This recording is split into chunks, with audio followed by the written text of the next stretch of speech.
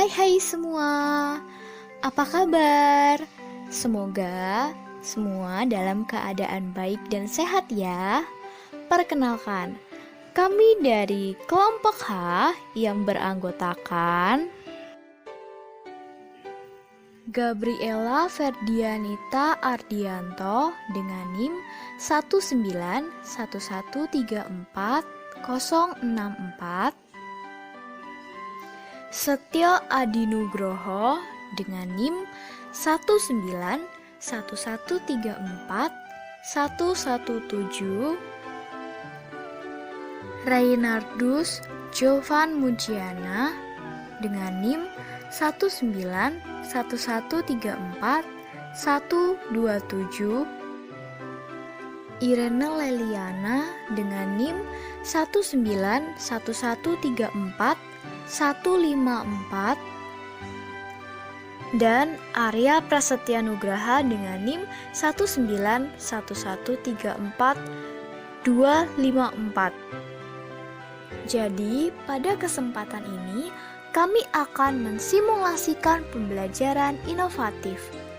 Selamat menyaksikan teman-teman, semoga bermanfaat. Selamat menyaksikan simulasi dari kelompok kami.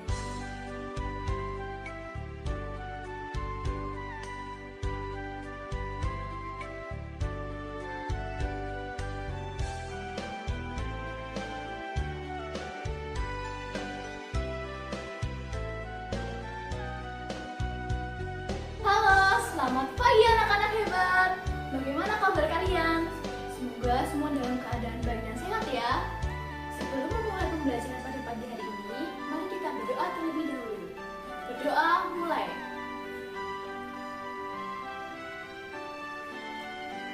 Berdoa selesai.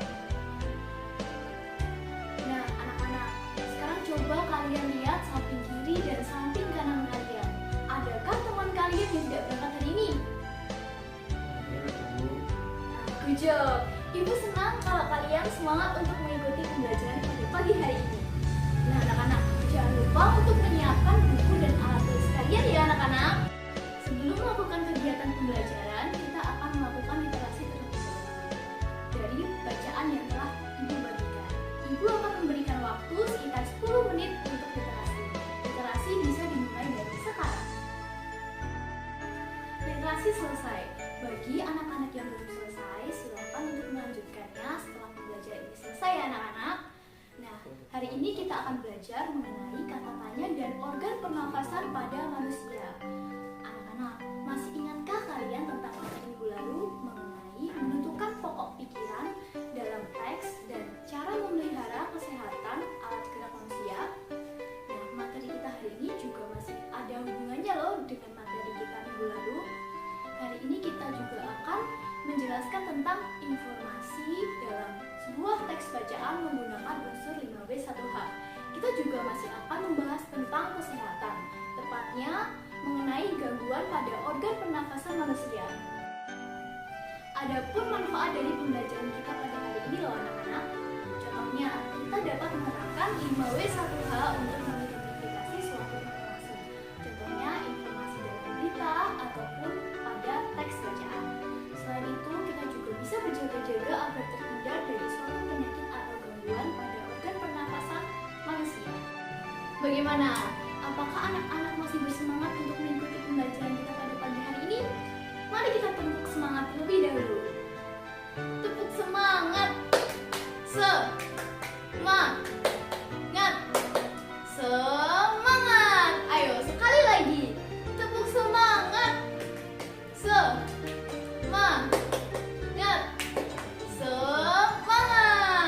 Nah, begitu.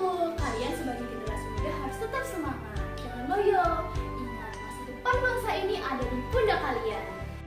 Tujuan dari pembelajaran kita hari ini adalah diharapkan kita mampu menemukan informasi tentang penyebab terjadinya satu gangguan pada organ pernafasan manusia. Yang kedua, kita dapat membuat bagan penyebab terjadinya gangguan pada alat pernafasan manusia. Yang ketiga, kita dapat menyebutkan informasi terkait dengan pertanyaan apa, siapa, di mana, kenapa, bagaimana, dan mengapa. Kemudian, kita dapat mempresentasikan informasi dari teks bacaan terkait dengan pertanyaan apa, siapa, di mana, bagaimana, dan mengapa. Nah, mari kita lanjut ke pembahasan berikutnya. Apakah anak-anak sudah menerima teks bacaan yang Ibu bagikan mengenai Dayu? Oke, sepertinya anak-anak semua sudah menerimanya ya. Ibu beri waktu 5 menit untuk membacanya. Nah, sekarang Ibu akan bertanya, mengapa Dayu batuk-batuk? Dan mengapa kita merasa nyaman saat berada di bawah pengundang? Nah, diskusikan jawaban kedua pertanyaan di atas bersama teman-teman sebangkumu ya. Ibu akan beri kalian waktu 5 menit untuk berpikir ya anak-anak. Yang ingin menjawab, ayo silahkan maju ke depan. Oke, terima kasih kepada teman kalian yang telah memberi jawaban dari pertanyaan-pertanyaan yang Ibu berikan. Mari kita beri tepuk tangan. Jadi, Dayu batuk-batuk karena menghirup udara yang bercampur dengan asap kendaraan bermotor. Kita merasa nyaman saat berada di bawah pohon rindang karena udara di bawah pohon rindang sangat terasa segar. Nah, tahukah kalian apa saja penyebab gangguan pernapasan itu? Untuk mengetahuinya, mari kita lanjutkan pembelajaran kita. Yang selanjutnya adalah macam-macam kata tanya. Macam-macam kata tanya itu ada 6. Yang pertama apa, siapa, di mana, mengapa, bagaimana, dan kapan. Nah, kita akan bahas satu persatu. Yang pertama itu apa. Kata ini merupakan kata yang berfungsi untuk menanyakan sesuatu, baik berupa keadaan atau perbuatan yang berkaitan dengan isi atau inti dari sebuah bahasa. Contohnya ada 2. Yang pertama, apa yang dimaksud dengan kalimat tanya. Yang kedua, apa makanan yang sedang kau santap hari? Nah, kata tanya yang kedua adalah siapa. Siapa merupakan kata tanya yang berfungsi untuk menanyakan pelaku yang terkait atau turut serta dalam suatu kejadian atau peristiwa. Misalnya, yang pertama, siapa yang mengantarmu membawa rapot ke sekolah nanti? Yang kedua, siapa yang bertamu ke rumahmu kemarin malam? Yang ketiga, ada di mana. Di mana adalah sebuah kata tanya yang berfungsi untuk menanyakan tempat suatu peristiwa berlangsung. Contohnya, di mana kau membeli buku itu? Yang kedua, saat liburan sekolah nanti kau akan berlibur ke mana? Kata tanya yang selanjutnya adalah mengapa. Mengapa adalah kata tanya yang berfungsi sebagai penanya alasan atau sebab sebuah peristiwa terjadi. Contohnya ada 2. Yang pertama, mengapa kau tak ikut acara perpisahan kemarin? Yang kedua, mengapa angka 2 termasuk bilangan prima? Nah, kata tanya yang kelima adalah bagaimana. Kata tanya ini berfungsi sebagai kata yang menanyakan cara atau proses sebuah peristiwa berlangsung, serta untuk menanyakan keadaan atau kejelasan satu hal. Contohnya adalah bagaimana proses metamorfosis ular menjadi kupu-kupu. Kata tanya yang selanjutnya adalah kapan. Kapan adalah kata tanya yang berfungsi untuk menanyakan interval peristiwa terjadinya suatu keadaan. Jawaban atas kata tanya ini dapat berupa jam, hari, tanggal, bulan, tahun, atau lamanya sebuah kejadian. Misalnya, kapan acara wisuda akan dilaksanakan. Yang kedua, kapan kita akan berlibur ke kampung halamanmu. Tadi kan Ibu Gaby sudah menjelaskan tentang materi 5W 1H. Bagaimana anak? Apa kalian paham? Tentunya paham dong. Nah, di sini Bapak akan menjelaskan satu cerita dan membacakannya. Simak ya anak-anak. Nah, Bapak akan membacakan sebuah cerita yang berjudul Kudesak Lantaran Jerbu. Simak baik-baik ya anak-anak. Nah, aroma sangit asap dari lahan yang terbakar menusuk hidung warga Pekanbaru Riau. Pada Selasa pekan lalu, seantero kota diselimuti oleh kabut. Jalanan renggang dan pagi itu meredup lantaran sinar matahari tersangkut asap. Kebanyakan penduduk memilih tinggal di rumah. Meski begitu, asap tetap masuk lewat ventilasi. Tak ada lagi tempat berlindung. Di rumah saja sudah tak aman, ujar Asep Dadan Muhada kepada Tempo. Khawatir terhadap kesehatan dua anaknya yang masih kecil, pria 34 tahun itu memboyong keluarganya ke luar kota. Dari rumahnya di Kecamatan Tampan, Asep mengungsi ke tempat anaknya di kota Bukit Tinggi. Apalagi sekolah dasar anak sulungnya diliburkan hingga waktu yang tak pasti. Hampir semua sekolah di Pekanbaru telah diliburkan sejak awal September. Nah, langkah meninggalkan Riau untuk sementara waktu memang tepat. Menurut pantauan satelit Terra dan Aqua milik NASA, angin membawa asap kebakaran tahan dari Sumatera Selatan dan Jambi ke Riau. Itu berarti asap akan terus menumpuk di Riau jika tidak ada penanganan. Asap pembakaran jelas berbahaya karena mengandung partikel kimia yang tak cocok bagi tubuh manusia. Nah, ada partikel kasat mata dan partikel tak kasat mata. Partikel kasat mata berupa debu dan partikel tak kasat mata berupa sulfur dioksida, karbon monoksida, nitrogen dioksida, dan ozon. Jika seluruh partikel melebihi 350 part per million, akan timbul sebuah penyakit. Nah, indeks pencemaran udara di Riau mencapai level 710 ppm. Nah, ini berarti petaka bagi penduduk. Terbukti jumlah pengidap gangguan pernapasan tinggi. Dinas Kesehatan mencatat ada 26.000 lebih pengidap infeksi saluran pernapasan akut atau ISPA, 3.000 lebih penderita iritasi mata dan kulit, 1.200 penderita asma, serta 500 pengidap pneumonia. Nah, dari bacaan atau cerita tadi yang berjudul Gor Desak Antara Jebu, coba kalian anak-anak diskusikan serta buatlah pertanyaan dengan kata tanya apa, siapa, di mana, bagaimana, dan mengapa. Kemudian tuliskan jawaban dan pertanyaan tersebut. Tulislah dalam bentuk tabel seperti yang akan Bapak contohkan berikut. Nah, misalnya anak, kata tanya apa? Pertanyaannya, apa penyebab asap di Riau?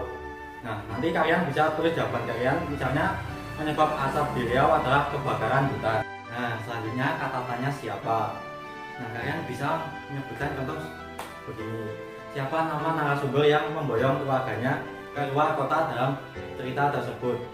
Nah, jawabannya adalah narasumber yang memboyong keluarganya ke luar kota dalam berita tersebut bernama Asep Dadan Muhada.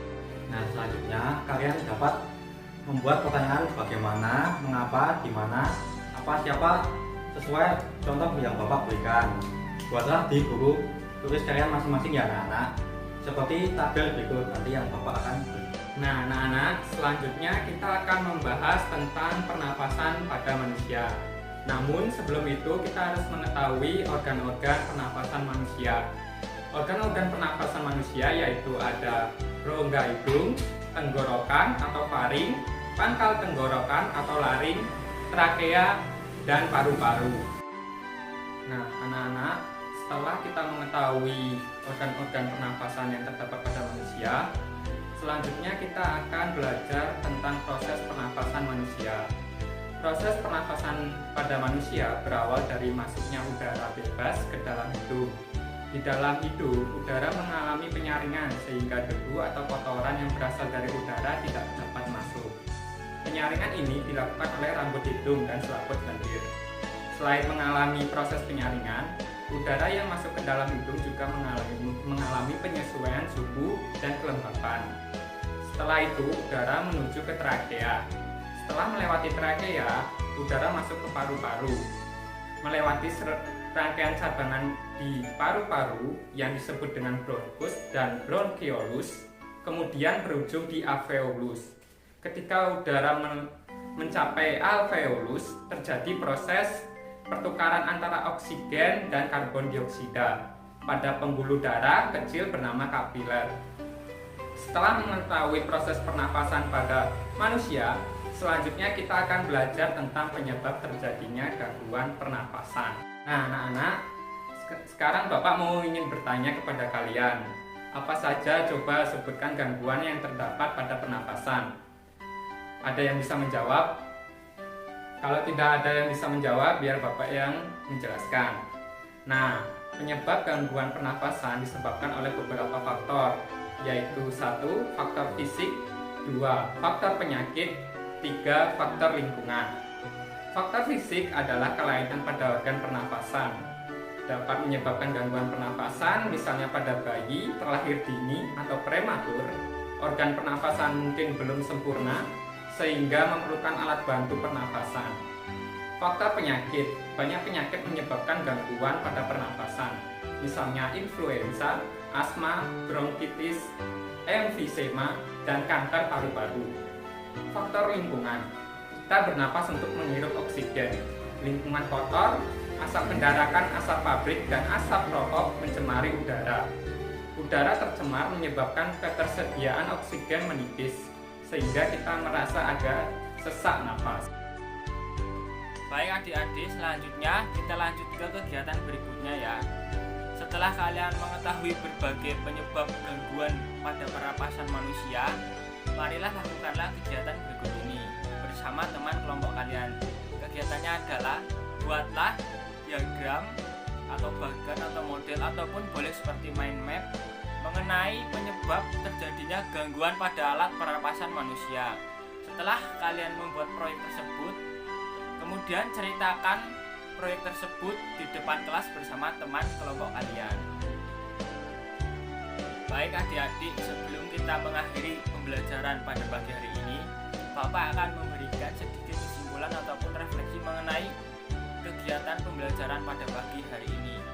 Nah, pada pagi hari ini kalian telah belajar mengenai kata tanya dan pernapasan pada manusia. Nah, manfaat dari kalian belajar kata tanya yaitu kalian dapat mengidentifikasi suatu peristiwa ataupun kasus dengan menggunakan kata tanya tersebut, sehingga kalian dapat mendapatkan suatu informasi yang lebih tepat dan lebih jelas untuk menjawab pertanyaan kalian. Kemudian manfaat dari kalian belajar pernapasan pada manusia yaitu kalian dapat mengetahui apa sih penyakit yang ada di dalam pernapasan manusia, apa sih penyebab gangguan yang terjadi pada pernapasan manusia, dan yang pentingnya yaitu bagaimana sih cara menjaga ataupun merawat organ pernapasan pada diri kita. Terima kasih adik-adik atas kehadiran dan partisipasinya. Tetap semangat, tetap jaga kesehatan. Selamat pagi dan sampai jumpa.